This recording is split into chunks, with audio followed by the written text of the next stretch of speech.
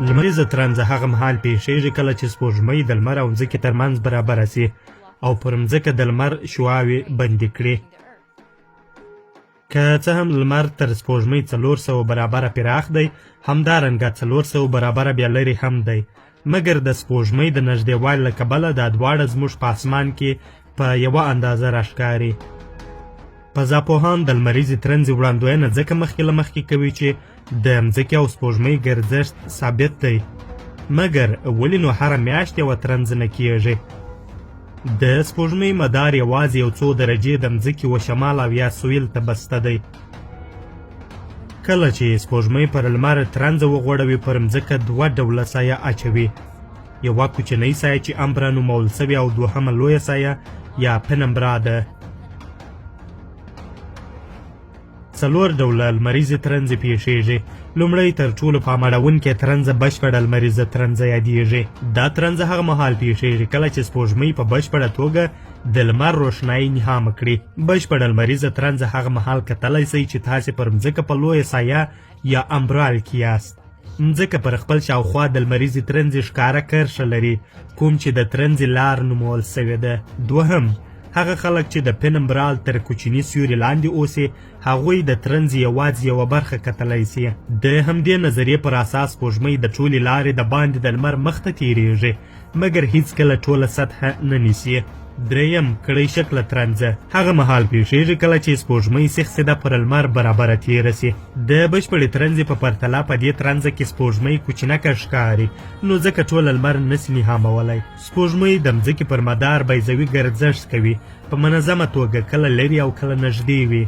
وروستی هم دورګه ترنزه ده چې کله سپوږمۍ د لمر او مځکې ترمنځ برابره راسي. په دې کې د مځکې کوږوالی یو مهم رول مخته وړي. سپوږمۍ به د مځکې له یو شمېر ځایونو څخه څه ناڅه لرې وي، چې له دې سره بیا پر مځکه د ترنزې پر کرښه د لمریزې ترنزې ترڅنګ د سپوږمۍ ترنزه هم لیدل کیږي.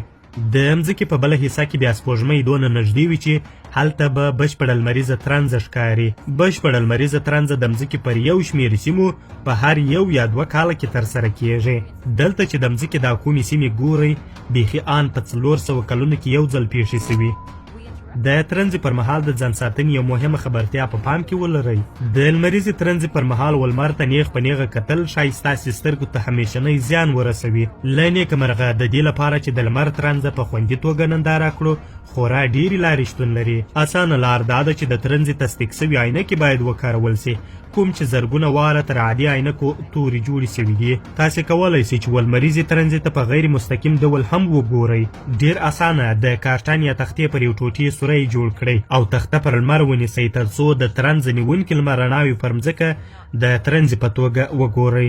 مخکې له دې چې سپوږمۍ د لمر مخ وپوښي، لا به هم د لمر څه ناڅه شعاوې د سپوږمۍ له هغو ژورو درو څخه راښکاري.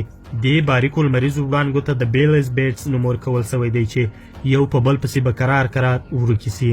بالاخره د سپوږمۍ پر دې بل بغل د وړانګو کمانه چې راښکاره سي، په دې معنا وي چې بشپړه لمریزه ترنزه یوازې څو ثانیې نږدې ده. کله چې د وړانګو وروستۍ کمانه هم ورکه سي او سپوږمۍ په بشپړه توګه د لمر مخ وپوښي، نو ستاسې عینکې به تورې سي.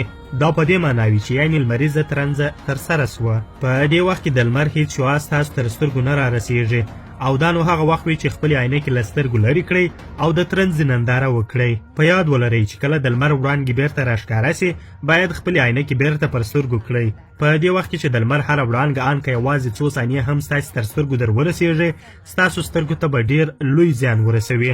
سره له دې چې لمریزه ترنزه سر تر پایه ساعتونه وخت نیسي، مګر بشپړه لمریزه ترنزه یوازې له 3 دقیقو لږ وخت نیسي. حیوانات او نباتات هم د لمریزې ترنزې پر مهال خپل سلوک ته بدلون ورکوي.